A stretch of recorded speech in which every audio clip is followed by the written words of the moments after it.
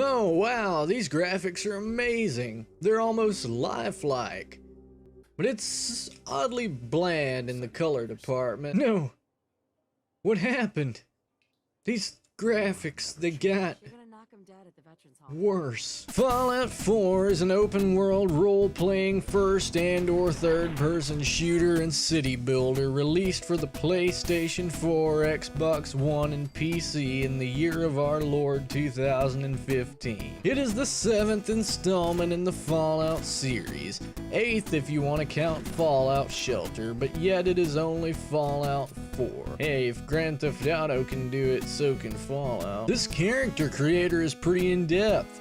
Anyone can easily put an accurate portrayal of their own image into the game, no EyeToy required. You start out as one half of an extremely narcissistic couple and walk around the house making quaint observations and making use of the facilities. You get the opportunity to sustain your family after the inevitable war to end all wars, and you take it because you have no other choice and it pays off almost instantly anyway. So you say goodbye to your beloved home and go to live in the vault for eternity. But it's secretly Hangar 18 in there and you get cryogenically frozen. Years, decades, centuries pass until your son is taken from you inexplicably and your wife is murdered, leaving you alone to become the greatest human being to ever walk this scorched earth. I'm here to kill you and take what's inside your head. That.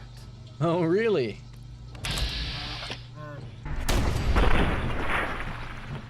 Told you. Remember in Fallout 3 when you were looking for your dad? Well, hey, now you can look for your son.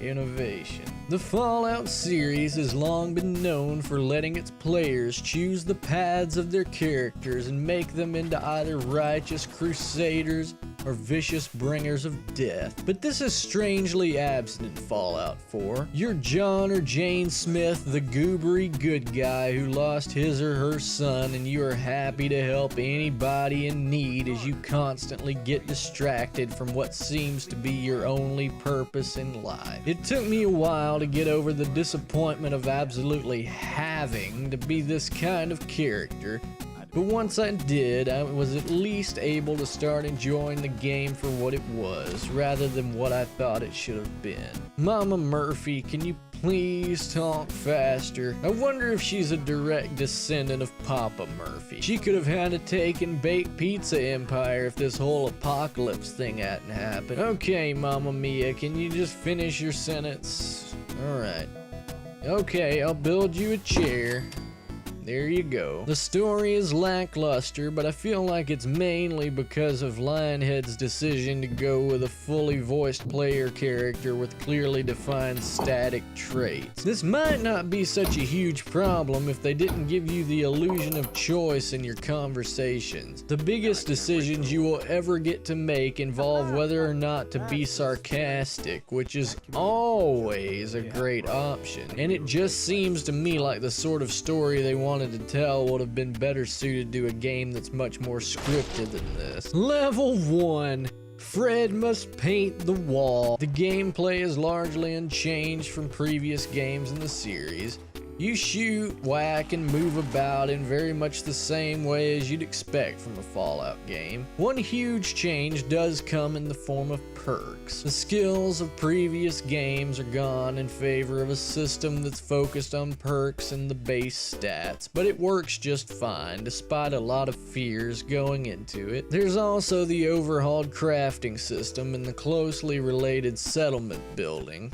This is where things get strange. Weapon and armor customization is a welcome addition for me, but I still can't wrap my head around the settlement building. I love the idea of it, and it's something I've always wanted to see in the series, but it just doesn't feel finished or even really all that well thought out. It feels like BioWare really thought they needed the Minecraft audience, so they tried to rip off Halo's Forge mode. The only problem is it doesn't have the precision of Forge mode or the charm and vastness of Minecraft. You're pretty limited here when it comes to building up a little village or a fortress. The controls in this mode are terrible, and it just demonstrates how this game's controls weren't laid out with a mouse and keyboard keyboard in mind whatsoever. This is the sort of thing that a mouse and keyboard were meant to do. People have been building things in PC games for years. School Tycoon did a better job of letting the player build what they wanted than this. The world itself is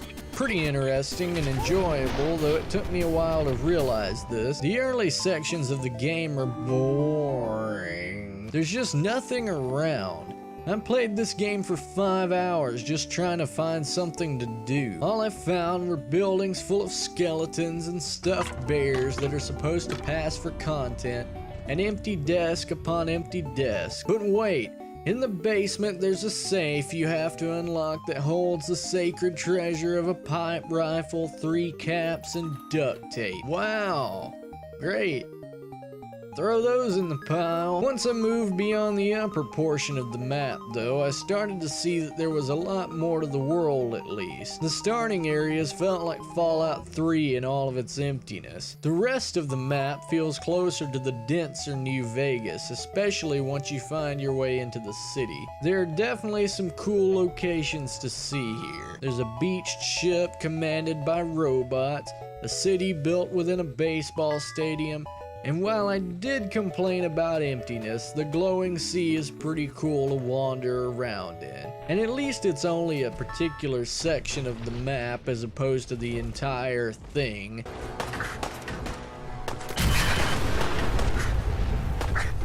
Ow! Fallout 4 is far from perfect, and I wouldn't even say it's the Fallout game everyone deserves after such a lengthy wait, especially considering the lack of character building, the aimless story, and the implementation of an almost pointless feature. It is, however, the Fallout game everyone should expect from Vivendi at this point.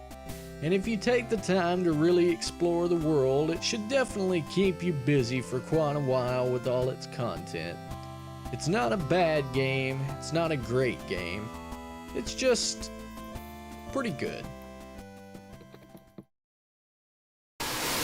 10 out of 9, what a deep intellectual story. I now feel sympathetic for my printer. Beautiful gaming milestone taught. No man should outlive his son. No machine should be used. Go free and forget the atrocities my people committed.